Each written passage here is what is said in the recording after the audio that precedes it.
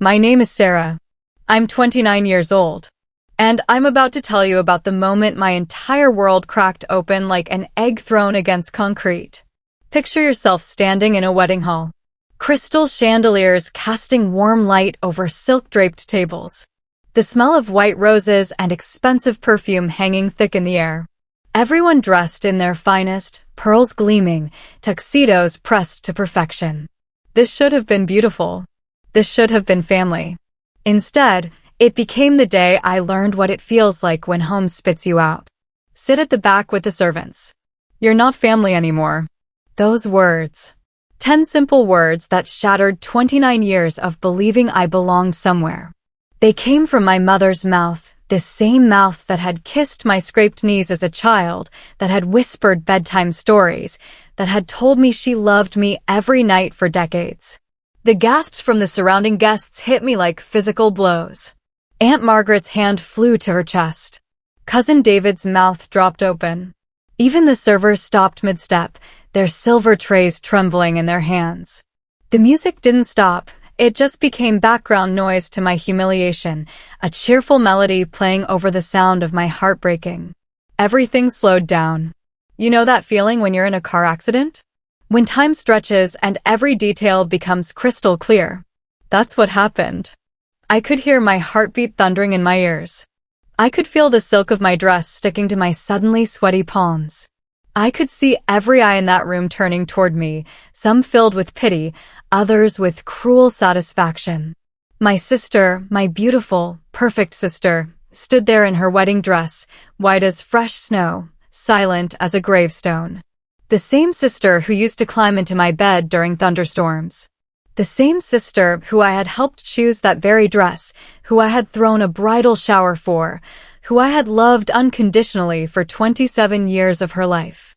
She said nothing, not one word in my defense. Before we go any further, I need you to do something. Drop a comment below with your country and what time it is right now where you're watching. Whether it's sunrise in the United Kingdom, midnight in New York, afternoon in Canada, or evening in Australia, I want to know. Don't just sit there in the shadows. Tell me where in the world you are, because this story? It's happening everywhere, in every time zone, in every language. Pain doesn't have borders. Now, let's dive deeper into the nightmare. The sound of footsteps on marble, slow and deliberate. I walked to the back of that hall like a woman walking to her execution. Each step felt like it took an hour. The servants, Maria, who had worked for our family for 15 years, and James, who had taught me to ride a bicycle in our driveway, they looked at me with such profound sadness that it made my chest tight. Maria whispered, "Miss Sarah, you can sit with us, but this isn't right." Even the help knew this was wrong. Even people who were paid to be there had more compassion than my own blood. I sat down on a folding chair behind a pillar, hidden from view like some shameful secret.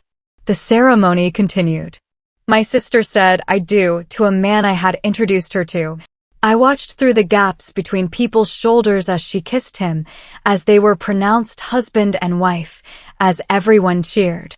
Everyone except me. The reception was worse. Watching my family laugh and dance and celebrate while I sat in the shadows like a ghost. Watching my father give a speech about love and family while refusing to even look in my direction. Watching my mother cry tears of joy while the daughter she had just disowned sat 20 feet away, invisible. When the night finally ended, when the last dance was danced and the last toast was made, I walked out into the parking lot alone. My parents drove away in their Mercedes. My sister and her new husband climbed into a decorated limousine. Extended family members hugged each other goodbye and made plans for brunch the next day. Nobody said goodbye to me. I drove to a motel 6 miles away. The Starlight Inn, a name that promised so much more than it delivered. The neon sign flickered between red and blue, casting sickly colors across my windshield. The sheets smelled like industrial detergent and cigarettes. The air conditioning rattled like it was dying. From the paper-thin walls, I could hear a couple in the next room laughing at some late-night TV show. That laughter felt like knives. I lay there in that narrow bed, still wearing my dress, a beautiful emerald green dress I had bought specifically for my sister's wedding, and I cried until my eyes were so swollen I looked like I'd been punched. The ceiling had a water stain shaped like a broken heart. Even the universe was mocking me. That night, I replayed every moment of my life, trying to figure out what I had done wrong. Was it because I had refused to marry the banker they had chosen for me 3 years ago? Was it because I had pursued art instead of business? Was it because I had dared to have opinions of my own? Or was it simpler than that? Was it just because they never really loved me at all? If you've ever been humiliated by your own family, don't scroll without subscribing. Because only those who know betrayal, real betrayal, the kind that comes from the people who are supposed to love you unconditionally, only those people understand stories like this. Everyone else just watches like it's entertainment. The sound of rain against windows, distant and melancholy. The next week passed like a fever dream. I stayed in that motel room, ordering takeout and staring at my phone, waiting for someone, anyone, from my family to call and apologize. To say it had been a mistake. To say they missed me. The silence was deafening. I walked around the small town where I'd grown up, seeing familiar faces that now looked right through me. News travels fast in small places. Everyone knew what had happened at the wedding. Some people crossed the street to avoid me, as if my humiliation was contagious. Others stared with the morbid curiosity, usually reserved for car accidents. I went to our old coffee shop, the one where my father used to take me for hot chocolate on Saturday mornings when I was little. The barista, Jenny, who had known me since I was 12, wouldn't meet my eyes. She handed me my coffee like I was radioactive. Even the places that had once been home were poison now. 7 days after the wedding, my phone rang. Unknown number. I almost didn't answer. I'd been getting enough cruel calls from people who thought my family's rejection was somehow their business to comment on. Miss Sarah Martinez? Yes, this is Sarah. This is Robert Fleming from Fleming, Harrison and Associates. I'm calling regarding your grandmother's estate. My grandmother, Abuela Rosa. She had died 6 months earlier, and I had been too devastated to attend the reading of her will. My family had told me there was nothing for me anyway, that everything had gone to my parents and sister as expected. They had lied. Miss Martinez, I need you to come to my office immediately. There are some significant matters we need to discuss. 1 hour later, I sat across from Mr. Fleming in his mahogany-paneled office. He was a thin man with kind eyes behind wire-rimmed glasses, the kind of person who had seen enough family drama to remain professionally calm about even the most shocking revelations. Your grandmother left very specific instructions, he said, sliding a thick envelope across his desk. These were to be given to you only in the event that your family, shall we say, showed their true colors. My hands shook as I opened the envelope. Inside were deeds, stock certificates, and a letter written in my grandmother's careful handwriting. Mi querida Sarah. If you are reading this, it means they have hurt you. It means they have shown you the cruelty that I always feared lived in their hearts. I am sorry, my darling girl, that you had to learn this truth. Your grandfather and I built everything from nothing. This house, this company, this fortune, it came from our sweat and our dreams. But we always knew that blood alone doesn't make family. Love makes family. Loyalty makes family. Respect makes family. I leave you 49% of Martina's holdings. I leave you the deed to the family home. I leave you the power to show them who you really are. Use it wisely, Mija. Sometimes the people who hurt us need to learn what loss feels like. Con amore turno. Abuela Rosa. Mr. Fleming cleared his throat. The family home alone is worth $3.2 million. The company shares, considerably more. Your grandmother was very specific that these assets were to bypass your parents entirely and come directly to you. I stared at the papers until the words blurred together. The family that had just thrown me away like garbage needed me now. They needed me desperately, and they had no idea. There's more, Mr. Fleming continued. Your grandmother also left detailed documentation of, let's call them irregularities, in how your parents have been managing the family finances. Should you choose to pursue it, there are grounds for a complete audit of the company. The irony was so sharp it could cut glass. They had disowned me at a wedding, a celebration paid for with money that was partially mine. They had humiliated me in a house that I now owned. They had cast me out of a family business that I now controlled. I looked up at Mr. Fleming, and for the first time in a week, I smiled. It wasn't a happy smile. It was something much more dangerous. Tell me in the comments, if you suddenly held power over the people who disowned you, would you forgive them or make them beg? Because I'm about to show you exactly what I chose. The sound of multiple phones ringing, desperate and insistent. I didn't call them. That was the first lesson I learned about power. Sometimes the most devastating thing you can do is nothing at all. I went back to that flickering motel room and I waited. I let them discover the truth the way I had discovered their cruelty, suddenly, without warning, like a slap across the face. The first call came at 7:23 in the morning, 3 days after my meeting with Mr. Fleming. My mother's voice on my voicemail, higher pitched than usual, trying to sound casual. "Sarah, honey, we need to talk. There's been some kind of mistake with Abuela's will. Call me back, okay? It's important." I deleted it without listening to the whole thing. The second call came an hour later. Then another. Then another. By noon, I had 17 missed calls and 12 voicemails. Each one more desperate than the last. "Sarah, this is serious. We need you to come home. Sarah, your father isn't feeling well. We really need to discuss this. Sarah, please, just call us back. We can work this out." Work what out? The fact that they had thrown me away like trash, or the fact that their actions had consequences. I lay on that motel bed with my phone buzzing like an angry wasp, and I felt something I hadn't felt in years. Power. Pure, intoxicating power. For the first time in my life, they needed me more than I needed them. My father, the man who had stood silently while his wife humiliated me, left a voicemail where he actually pretended to be sick. His voice was weak, trembling, claiming he was having chest pains and needed to see me before something terrible happened. I called his doctor. He was fine. Perfect health, actually. He had been in that morning for his regular checkup and had the blood pressure of a man 20 years younger. Even in desperation, they couldn't tell the truth. 2 weeks passed. The calls became texts. The texts became emails. The emails became letters delivered by certified mail. I responded to exactly none of them. Mr. Fleming had given me one piece of advice that I followed religiously. Patience is its own kind of justice, Miss Martinez. Let them feel the weight of their own choices. I learned to love the silence. Every unanswered call was a small victory. Every ignored text was a tiny revenge. They had made me invisible at my sister's wedding. Now I was making myself invisible to them. The difference was, this time, it was my choice. During those 2 weeks, I did research. I dug into the family finances with the help of a forensic accountant that Mr. Fleming recommended.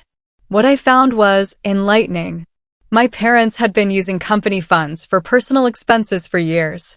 Exotic vacations charged to business development. Designer clothes marked as professional wardrobe expenses. Even my sister's wedding had been paid for with money that belonged to all the shareholders, including me. They hadn't just humiliated me. They had stolen from me. Only real ones will subscribe after hearing this, because silence is sometimes louder than shouting. If you're still watching and not subscribed, I want to know why. Go to the comments and explain. What's keeping you from hitting that button? Because I'm about to show you what happens when silence finally breaks. The sound of an expensive car engine, doors slamming. The invitation came on a Tuesday. Hand-delivered by a courier to my motel room door. Cream-colored cardstock, my mother's perfect handwriting, the kind of formal elegance that had always made me feel inadequate. "Sarah, we would like to invite you to dinner this Friday at 7 p.m. We believe there has been a misunderstanding that needs to be cleared up. This family should be together. We love you and we miss you. Mom and Dad." The lies came so easily to them. "We believe there has been a misunderstanding." As if having me sit with the servants had been some kind of clerical error. as if telling me I wasn't family anymore had been a slip of the tongue. I stared at that invitation for 3 hours. Part of me, the little girl who still lived somewhere deep inside, wanted to believe them. Wanted to think that maybe, somehow, this could all be fixed. That maybe love could win over money and pride and whatever poison had infected my family's hearts. But the woman I had become knew better. I bought a new dress for the occasion. Black, elegant, expensive. The kind of dress that whispered power instead of shouting it. I had my hair done at the best salon in town. I had my nails polished to perfection. I looked like money. I looked like success. I looked like someone you couldn't afford to underestimate. When I pulled into the driveway of my childhood home, my home, I had to remind myself at exactly 7 p.m. on Friday night, the first thing I noticed was how different it felt. The house that had once felt like a prison now felt like a kingdom, and I was returning as its rightful queen. The Spanish colonial architecture looked the same: white stucco walls, red tile roof, the fountain in the front courtyard that I used to throw pennies into while making wishes. But everything felt smaller somehow. Less intimidating. Less important. I rang the doorbell instead of using my key. I was a guest now, not a daughter. The distinction mattered. My mother opened the door, and I had to stop myself from gasping. She looked like she had aged 5 years in 3 weeks. Her usually perfect hair was slightly disheveled. Her makeup couldn't quite hide the dark circles under her eyes. Her smile, the one that had charmed society events for decades, looked painted on. "Sarah. Oh, sweetheart, you look beautiful. Come in, come in." She reached for a hug, but I stepped back. Physical contact would imply forgiveness. I wasn't ready to forgive. I might never be ready. The dining room was set for 4. My father sat at the head of the table, looking uncomfortable in his own skin. My sister sat across from where I would presumably sit, her eyes red-rimmed, her usual confidence nowhere to be found. The table was set with our best china, the Waterford crystal, the silver that had been passed down through 3 generations. They were trying to remind me of family history, of tradition, of all the things I was supposedly throwing away. "Sarah," my father said, standing as I entered. You look wonderful." "Thank you." That was all I gave him. No smile, no warmth, just polite acknowledgement. I sat down in the chair that had been mine for 29 years, but I sat like a stranger. Straight-backed, alert, ready to leave at any moment. The small talk was excruciating. My mother asked about where I was staying, how I was doing, whether I needed anything. As if she hadn't been the one to make sure I needed everything. My father complained about the weather, the traffic, anything but the elephant in the room. My sister picked at her food and said nothing. Finally, after an eternity of forced pleasantries, my mother set down her fork and looked directly at me. "Sarah, we need to talk about this whole situation." There it was. Not an apology for destroying me at my sister's wedding. Not an explanation for why they had treated me like a stranger. Just business. Just money. "We need to discuss what your grandmother was thinking," my father added. Clearly, she wasn't in her right mind toward the end. These arrangements, they don't make sense for the family. I took a slow sip of wine, a bottle that cost more than most people make in a week, and set the glass down carefully. What arrangements are those? My mother and father exchanged glances. Even now, they were trying to manipulate me, trying to make me think I didn't understand what I owned. "The house, Sarah," my sister finally spoke. "And the business shares. It's causing problems." "What kind of problems?" "Financial problems," my father said. "The kind that could destroy everything our family has built." I almost laughed. Our family. As if I was still part of it. As if they hadn't made it crystal clear that I never really had been. "Tell me," I said, my voice steady and cold, "what exactly do you want from me? Would you show up to that dinner, or let them rot without you? Comment your answer before I reveal what I did next." Because what happened in that dining room changed everything forever. The sound of papers rustling, the sharp slap of documents hitting a wooden table. "We want you to sign these papers." My father slid a manila folder across the table. Inside were documents that would transfer everything back to them. The house, the company shares, all of it. In exchange, they offered me a trust fund that would pay me a modest monthly allowance for the rest of my life. Think of it as a pension, my mother said, her voice saccharine sweet. You'll never have to worry about money again, and the family business stays intact. A pension. Like I was some employee they were graciously allowing to retire. Like 49% ownership of a multi-million-dollar company was some kind of burden they were offering to lift from my shoulders. And if I don't sign? The temperature in the room seemed to drop 10 degrees. Sarah, my father's voice carried a warning. Don't make this harder than it needs to be. We're trying to be fair here. Fair. The word hung in the air like a bad smell. Fair, I repeated slowly. Like it was fair when you told me I wasn't family anymore? Like it was fair when you made me sit with the servants at my own sister's wedding? Like it was fair when you used company money to pay for that wedding without my approval as a shareholder? Dead silence. My sister's fork clattered against her plate. My mother's face went white. My father's jaw tightened in that way it did when he was about to lose his temper. How did you, my mother started. How did I know you've been stealing from the company for years? I opened my purse and pulled out a thick folder. Forensic accounting. It's amazing what you can discover when you actually look. I spread the papers across the table like a dealer spreading cards. Bank statements, receipts, transfer records. A paper trail of their greed going back 5 years. The vacation to Europe last spring that was charged as a business conference, $47,000. Mom's new Mercedes that somehow became a company vehicle, $85,000. The country club membership that got classified as client entertainment, $15,000 a year for 3 years. My father stood up so fast his chair fell backward. You have no right. I have every right. I stood up too, my voice finally rising.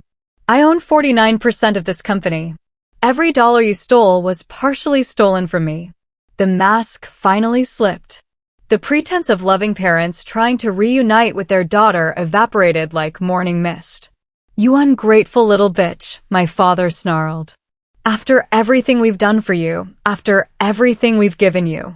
Given me? I laughed, and it was a sound like breaking glass. You've given me nothing but pain and humiliation. You threw me away like garbage the moment I stopped being useful to you. You chose this, my mother said, her voice shaking with rage. You chose to be difficult, to be stubborn, to refuse every good thing we offered you. I chose to be myself. And you decided that wasn't good enough. I walked around the table, moved closer to them, let them see the fury that had been building for 3 weeks. But here's what's really beautiful about this situation, I said softly. You need me now. You need me desperately. And I don't need you at all. I pulled out one more document from my purse. A notice of audit from the State Attorney General's office. I filed a complaint about the financial irregularities yesterday.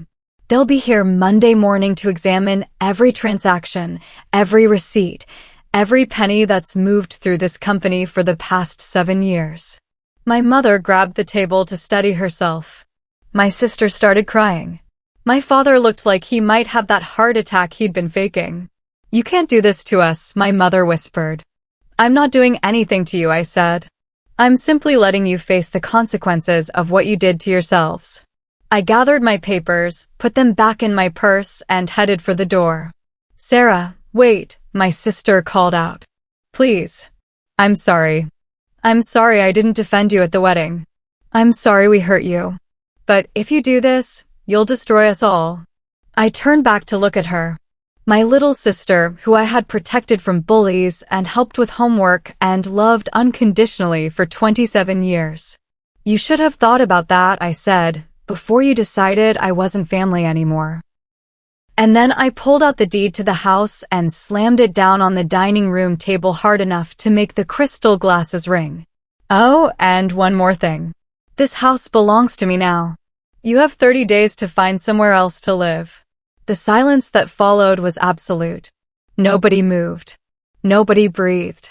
You told me I wasn't family, I said, my voice cutting through the quiet like a blade. You were right. I'm not your family anymore. I'm your landlord. I walked out of that house, my house, leaving them frozen in their expensive dining room like figures in a wax museum. Behind me, I could hear my mother starting to sob, my father cursing, my sister begging me to come back. I didn't look back. If you felt chills hearing that, smash subscribe. And if you don't, then tell me why in the comments. I dare you. Because this story is just getting started, and what happens next will show you exactly what real justice looks like. The sound of phones ringing incessantly, reporters shouting questions, car doors slamming. The news broke on a Wednesday. I was having coffee at a little cafe downtown, not the one where Jenny had treated me like a pariah, but a new place where nobody knew my story, when my phone started buzzing with notifications. Text after text after text from numbers I didn't recognize. Is it true about your family? Are you really taking down Martinez Holdings? Channel 7 wants to interview you about the scandal. I opened my laptop and searched for my family's name. The headline of the local newspaper made my coffee taste like victory. Prominent family business under investigation for fraud. Martinez Holdings faces state audit following whistleblower complaint. The article was thorough. Devastating. It detailed years of financial impropriety, the misuse of company funds, the lavish lifestyle funded by money that belonged to shareholders. It mentioned that the complaint had been filed by a family member who held significant shares in the company. It didn't name me specifically, but in a town this small, everyone would figure it out within hours. By Thursday, the story had spread beyond our little city. Business journals picked it up. Financial news websites ran features about family business corruption. My parents' names, our family name, was being dragged through the mud on a scale they had never imagined possible. Friday morning, I drove past our old country club. There was a small crowd of protesters outside with signs reading "Pay your taxes" and "Rich thieves." The scandal had touched a nerve with people who were tired of watching wealthy families play by different rules. My phone rang. Mr. Fleming. Miss Martinez, I thought you should know that your parents have requested an emergency meeting. They want to negotiate. Negotiate what? Everything. They're willing to accept the audit, pay the back taxes, and restructure the company leadership. They want you to call off the investigation in exchange for them publicly acknowledging you as a full family member and business partner. Too little, too late. No. Miss Martinez, I should mention that this scandal is causing significant damage to the company's reputation. The stock price has dropped 30% in 2 days. If this continues, there might not be much left to inherit. Then we'll rebuild it from nothing, the way my grandparents did. There was a long pause on the other end of the line. Very well. There's one more thing. Your sister has filed for divorce. That stopped me cold. What? Apparently, her husband discovered that the money they spent on their honeymoon came from company funds. He's claiming fraud in the marriage contract and seeking an annulment. My sister's perfect wedding, her perfect husband, her perfect life, all of it crumbling because of choices my parents had made years before she even met him. For a moment, I felt something that might have been regret. Then I remembered her standing silent in her white dress while her mother humiliated me, and the feeling passed. Saturday evening, I was in my new apartment, a modest place downtown, nothing like the family mansion but clean and quiet and mine, when someone knocked on my door. Through the peephole, I saw my sister standing in the hallway, wearing jeans and a t-shirt instead of her usual designer clothes. She looked younger somehow. Smaller. I opened the door but didn't invite her in. What do you want, Elena? I want to talk. Please. Just 5 minutes. She looked terrible. Her hair was unwashed, her eyes were swollen from crying, and she was wearing the same clothes she'd worn yesterday when the paparazzi had photographed her leaving the lawyer's office. Talk about what? About how we got here. About what I should have done differently. She took a shaky breath. About how sorry I am. Sorry doesn't undo what happened. I know. I know it doesn't. But Sarah, you're destroying innocent people along with the guilty ones. The company employs 63 people. If it goes under, they all lose their jobs. Families with children, people with mortgages, people who had nothing to do with what Mom and Dad did. She was right, and I hated her for being right. And Marcus? I asked. Your husband who's divorcing you? Ex-husband, she corrected. The annulment went through yesterday. Turns out he never loved me anyway. He loved the idea of marrying into money. When the money disappeared, so did he. There was something in her voice that I recognized. Pain. Real pain, not the performative suffering my parents had been showing. I don't know what you want me to say, Elena. I want you to tell me there's a way back from this. I want you to tell me that sisters can forgive each other even when everything else is broken. I looked at her standing in my doorway, and for a moment I saw the little girl who used to crawl into my bed during thunderstorms. The girl I had protected and loved and would have died for. Then I remembered her silence at the wedding, and my heart hardened again. You had a choice, I said quietly. When Mom humiliated me in front of everyone, you had a choice. You could have stood up for me, or you could have stayed silent. You chose silence. I was scared. I was terrified. But I would have stood up for you. She started crying then, not the pretty tears that had always gotten her what she wanted, but ugly, desperate sobs. I know, she whispered. I know you would have. And I hate myself for not being brave enough to do the same. I almost softened. Almost let her in. Almost chose forgiveness over justice. Almost. Goodbye, Elena. I closed the door and listened to her cry in the hallway for 20 minutes before she finally left. Be honest, are you satisfied seeing them fall, or do you think revenge went too far? Calm at your side. Because what happened next in that courtroom would make everything else look like a gentle warning. The sound of a gavel striking wood, the shuffling of papers, the murmur of a crowded courtroom. The courtroom was packed. I had expected a simple administrative hearing, a judge reviewing documents, maybe a few lawyers arguing procedural points. Instead, I walked into a circus. Reporters filled the back rows, their cameras clicking like hungry insects. Local business owners sat in the gallery, their faces grim. Even some of the company employees had shown up, watching their futures being decided by people in expensive suits. My parents sat at the defendant's table with their legal team, 3 lawyers who had probably cost them more than most people make in a lifetime. They looked smaller than I remembered, diminished by the weight of public scrutiny and criminal investigation. I sat with Mr. Fleming at the plaintiff's table, wearing the same black dress I had worn to their dinner. Power dress for a power play. Judge Catherine Morrison entered, and the room fell silent. She was an older woman with steel gray hair and the kind of presence that suggested she had seen every type of human weakness and wasn't impressed by any of it. This hearing will determine the rightful ownership and control of Martinez Holdings, she announced. We will also address the criminal allegations of corporate fraud that have been brought before this court. The prosecution went first. They laid out the evidence methodically, ruthlessly. Bank records. Forged documents. Email chains where my parents discussed how to hide personal expenses as business costs. Every piece of their financial lives dissected and displayed for public judgment. My father's lawyer tried to mount a defense.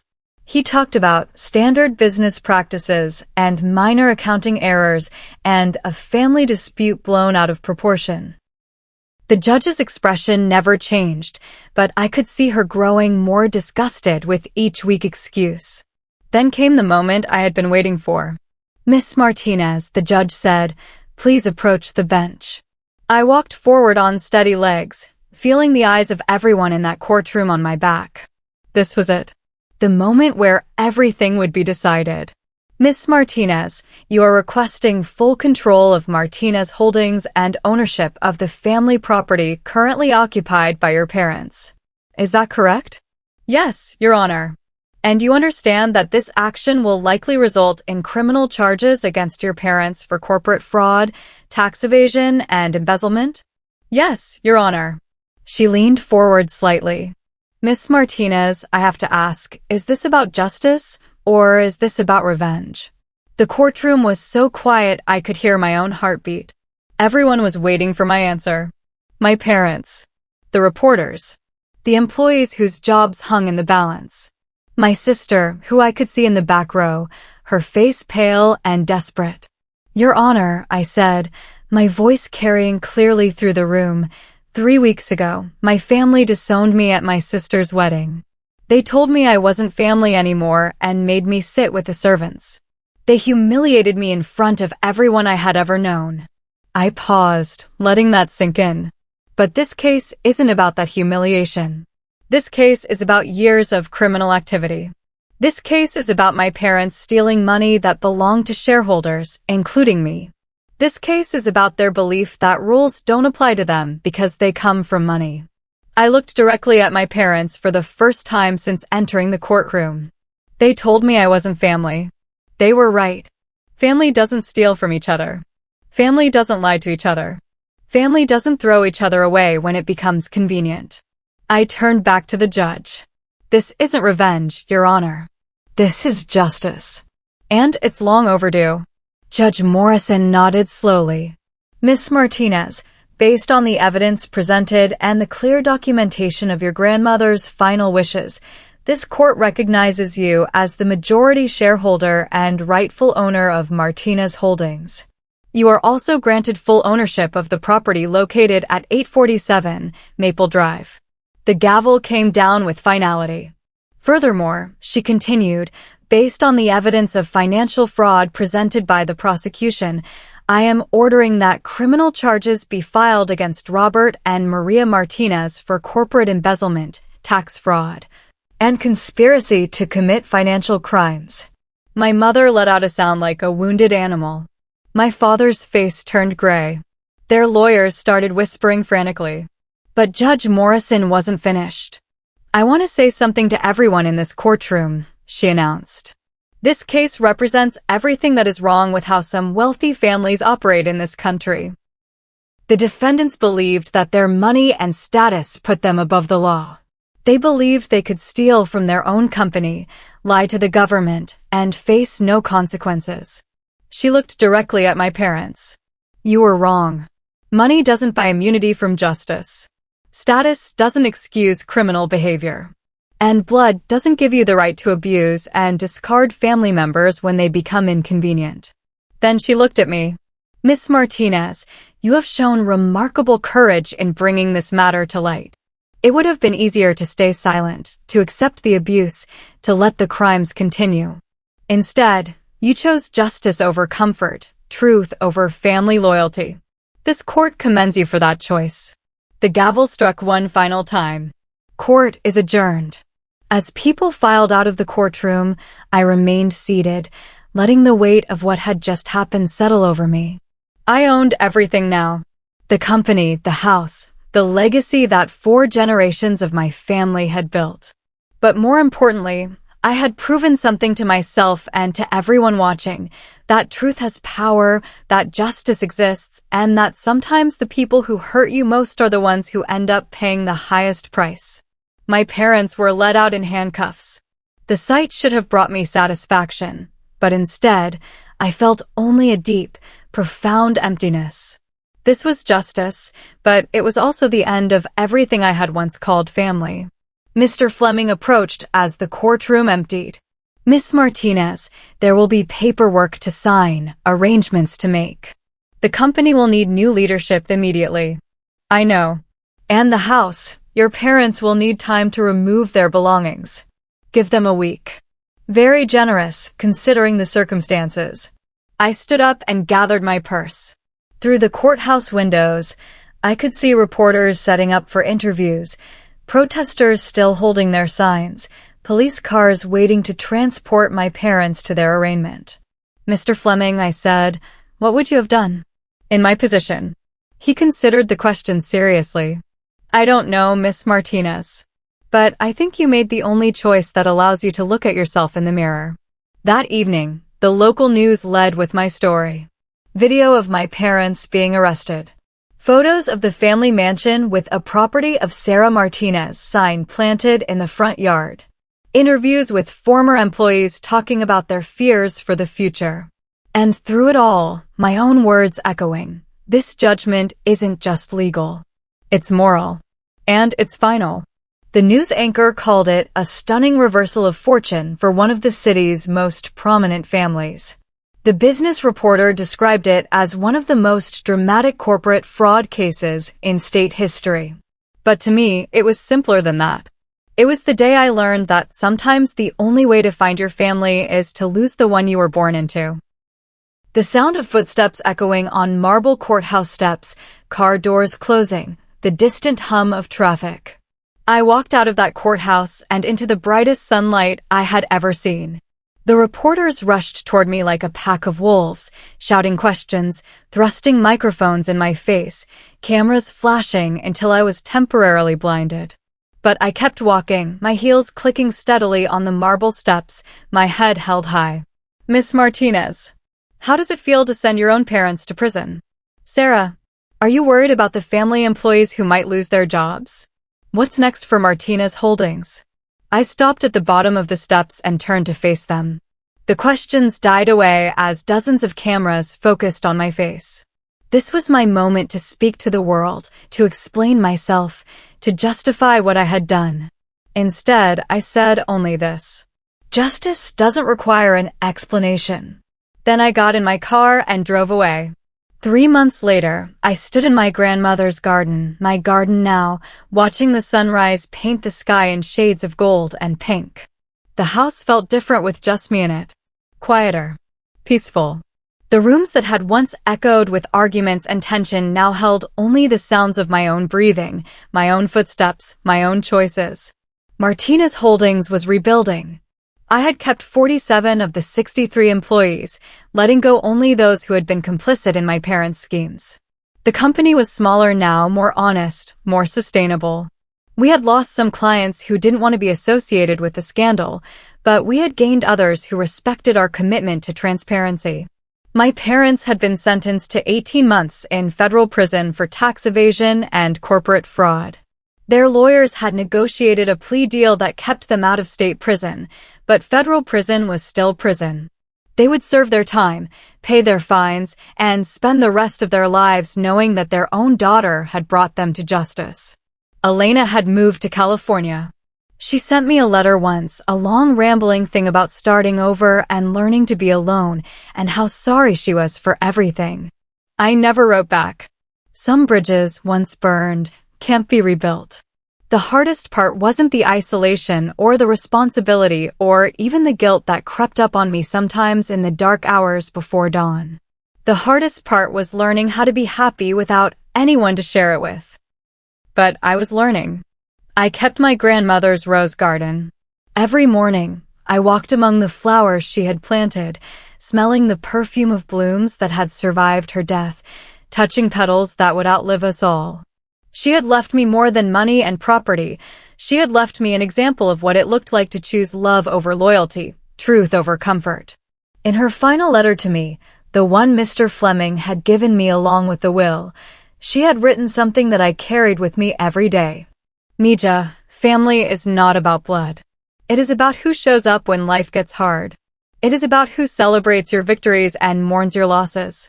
It is about who sees you at your worst and loves you anyway. Sometimes the people who share your DNA are not your family. Sometimes your real family are the people you choose to let love you. I was learning to choose better. 6 months after the trial, I hired a new marketing director for the company. Her name was Jennifer, and she was brilliant and funny and had no idea who I was beyond the woman who owns this place. We started having coffee together on Friday afternoons to discuss campaigns and strategies. Those conversations slowly evolved into friendship, real friendship, based on mutual respect rather than shared history or family obligation. For the first time in my life, I had someone in my corner who was there by choice, not by accident of birth. A year after the courthouse steps, I received a letter from the state attorney general. The fraud case had led to new legislation requiring stricter oversight of family-owned businesses. My willingness to expose the truth had protected other shareholders, other employees, other families from similar crimes. The letter thanked me for my courage and informed me that I would be receiving a state commendation for whistleblowing in the public interest. I framed that letter and hung it in my office, next to a picture of my grandmother. Sometimes people ask me if I regret what I did, if I miss my family, if I think the punishment was too severe for the crime. The answer is complicated. Do I miss the good memories? Of course. I miss Christmas mornings and birthday parties and the feeling of belonging somewhere without having to earn it. I miss the sister who used to braid my hair and the parents who used to read me bedtime stories. But those people, the ones who loved me unconditionally, had stopped existing long before I ever set foot in that wedding hall. They had been replaced by people who saw me as an asset to be managed, a problem to be solved, a reputation to be protected. The family I destroyed wasn't really a family at all. It was a business arrangement held together by money and status, and the fear of what the neighbors might think. What I built in its place, the friendships, the business relationships, the sense of self-worth that comes from standing up for what's right, that's real. That's worth protecting. 2 years after walking out of that courthouse, I met David. He was an investigative journalist who had covered my story for a national magazine. He came to interview me about corporate whistleblowing and stayed for dinner. Then he stayed for the weekend. Then he never really left. He knew everything about my past, the trial, the scandal, the family that had disowned me, and he loved me anyway. Not because of my money or my status or what I could do for him, but because of who I was when everything else was stripped away. On a warm evening in May, 3 years after my sister's wedding, David and I sat on my grandmother's porch swing, watching the sun set over the garden she had loved. "Do you ever wonder what would have happened if you had just signed those papers?" he asked. "If you had taken their offer and walked away?" I considered the question seriously. I would have spent the rest of my life knowing that I was bought and paid for. That my silence had a price. That justice mattered less to me than comfort. And you couldn't live with that? I couldn't live with that. He squeezed my hand. "That's why I love you. Because I destroyed my own family? Because when it mattered most, you chose to be brave." 5 years after the trial, I received an unexpected visitor. Elena stood on my doorstep, older and thinner and somehow more solid than the girl I remembered. She wasn't asking for money or forgiveness or a place to stay. She was simply asking for a conversation. We talked for 3 hours that day. About the choices we had made, the prices we had paid, the people we had become. She told me about her life in California, her job at a nonprofit, her therapy sessions where she was learning to understand the difference between loyalty and enabling. "I've never stopped missing you," she said as she was leaving. "Not the money or the house or the status. I miss my sister." "I miss mine too," I admitted. "But that girl died at your wedding. We both know that." "Maybe," she said. "But maybe we could learn to love the women we became instead." I didn't make any promises that day. But I didn't slam the door either. Today, Elena and I exchange Christmas cards. We don't visit, we don't call, but we remember each other's birthdays. It's not the relationship we used to have, but it's honest. It's built on who we actually are rather than who we used to be. My parents were released from federal prison after serving 14 months. They moved to a small apartment across town and found jobs with an accounting firm that specializes in helping businesses recover from fraud scandals. The irony is not lost on anyone. We don't speak. I see them occasionally at the grocery store or the post office, and we nod politely like acquaintances. My father looks older, grayer, smaller. My mother's designer clothes have been replaced by practical outfits from department stores. They drive a used Honda instead of a Mercedes. They lost everything they thought mattered, and in the process, they discovered what actually did. Last month, I received a letter from my mother. It was short, handwritten, simple. "Sarah, I know you will probably throw this away without reading it, but I needed to try. I am sorry. Not sorry that we got caught. Not sorry that we lost the money, but sorry that we hurt you. Sorry that we failed you as parents. Sorry that our pride mattered more to us than your happiness. I don't expect forgiveness. I just wanted you to know that we finally understand what we lost. We lost you. And you were always the best of us. Mom. I didn't throw the letter away. But I didn't respond either. Some apologies are meant to heal the person giving them, not the person receiving them. 7 years after that wedding, I wake up every morning in a house filled with sunlight and possibility. I run a company that employs over 100 people and treats them fairly. I have friends who chose to love me and a partner who sees me as an equal. I have a garden where my grandmother's roses bloom bigger and more beautiful every year. I have a life that I built from nothing, the same way my grandparents built their fortune and their legacy. Sometimes I think about that girl who sat with the servants at her sister's wedding, humiliated and broken and believing she deserved it. I want to reach back through time and tell her what I know now. That sometimes the people who hurt you most are doing you the biggest favor of your life. That being rejected by the wrong people is the first step toward finding the right ones. That justice is not a luxury, it's a necessity. That family is not something you're born into, it's something you build, one honest relationship at a time. They called me a stranger. Now I finally am one by choice. A stranger to the lies and the manipulation and the belief that blood excuses everything. A stranger to the idea that love should hurt, that loyalty should cost everything, that family means accepting abuse in silence. I am a stranger to the girl I used to be, and I wouldn't go back to her for anything in the world. What would you have done in my place? Drop your answer in the comments. Would you have signed their papers and taken the money? Would you have chosen family loyalty over justice? Would you have let them destroy you to preserve their reputation? This is Sarah's story, but it could be anyone's. We all have moments where we have to choose between what's easy and what's right. Between what's comfortable and what's just. Between the family we're born into and the family we deserve. Don't walk away without subscribing. If you can listen this far and not hit that button, then at least explain why in the comments. I'm waiting. Because stories like this, stories about standing up to people who think they own you, about choosing justice over comfort, about learning that sometimes the biggest act of love is walking away, these stories matter. They matter because somewhere out there, someone is sitting with the servants at their own family's table, believing they deserve it. Someone is being told they're not good enough, not important enough, not family enough. And they need to know that they have a choice. They need to know that justice is possible. They need to know that sometimes the people who break you give you the exact pieces you need to build something better. My name is Sarah Martinez. I'm 36 years old. And I learned what it feels like when home spits you out. But more importantly, I learned what it feels like to build a new home, one where the doors stay open for the right people and closed to the wrong ones. One where love is earned, not assumed. One where justice isn't just a word, it's a way of life.